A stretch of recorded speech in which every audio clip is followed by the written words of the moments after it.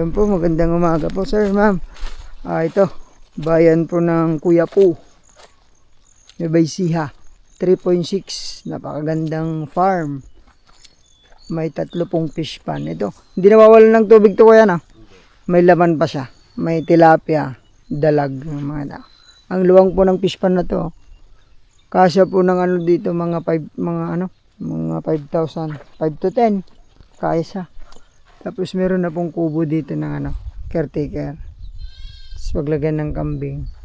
May mga mangga, milina, ayan po mga tanim nila. Tapos hanggang dun po yung property. Yan natin yung isa pong doon, isang fish pan. So yung naghahanap sa akin ng fish pan, pwede po ito, ng may fish pan. Hindi po ito nababaha. Hanggang dun sa kawayan po yung boundary. Pasok ba yung kawayan sa property kuya? Parang yung iba, ay, kalahati. Hati daw po yung Tapos yung isa, wala lang tubig. Mabaling nga pakutkutan pa yato iya. hindi nga, wala yung sagad ng ganap ni kumani yan. Ito. Uy, ito. Oh, wala lang tubig pero maganda to paalalimin. Hanggang doon boundary yung mga kawayan po yan. Nakabakod po itong buong property ng ng chicken wire. Tapos nakaposte ng semento. Ayan, barangay road po yan. Pag ganyan. 270 kuya ang frontage. 270 napakalawa, haba. Bundok. Ano yan, bundok? Bumingan. Na kuya? Ito kuya po, bundok ng kuya po. So ito po maganda po sir. Magdagdag na lang ng fish pan. Tapos po itong barangay road na to, nakaplano po na sisimentohin. From cemented road, 200 meters kuya? Cemented road?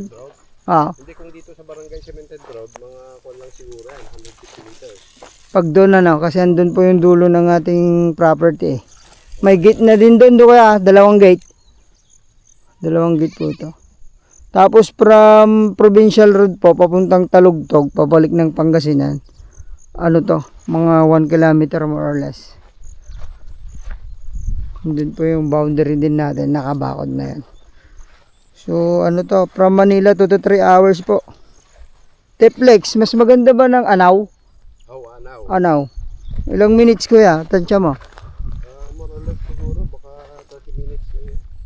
30 more or less daw po from Anaw exit ng Teplex.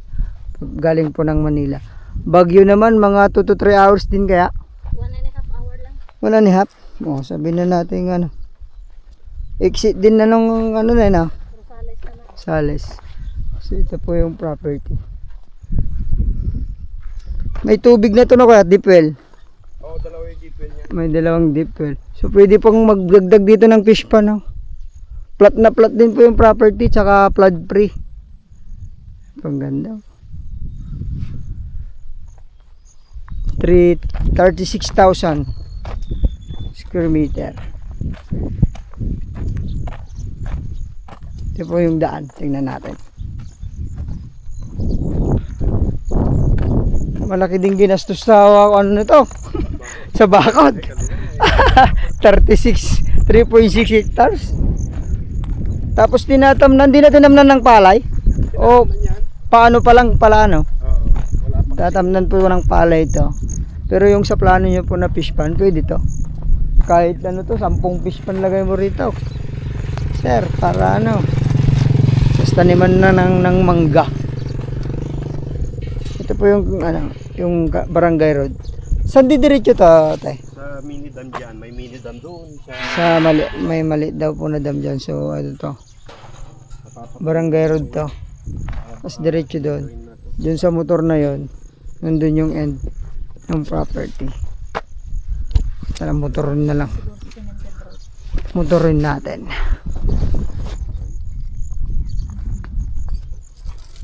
Maluwang po ito, tapos ang haba ng frontage nito. Ang ganda. Bagay na bagay po yung hanap nyo.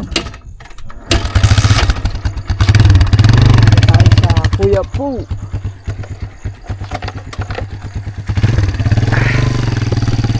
Ayan. 270 ba naman ang frontage? Mahirapan akong maglakad niyan.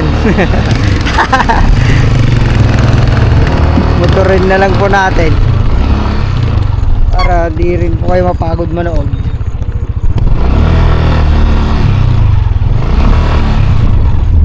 Okay.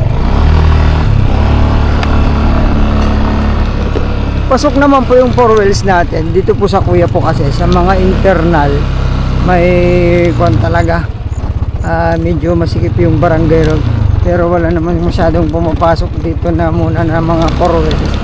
Pero yung mga 4 wheels natin pasok na pasok. Gigilid na lang po yung iba. Tapos pakod na pakod.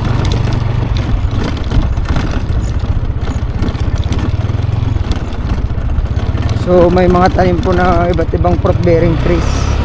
Mangga, santol. Meron pang mga melina. Tapos may kawayan na rin. Makikita nyo po sa drone natin. Ayan, ito po yung pangalawang gate niya. Hanggang dun sa may kabahayan na rin yung boundary natin. Ayan. So may power line pa dun, oh. Ito po yung hangganan ng property. Umpisa.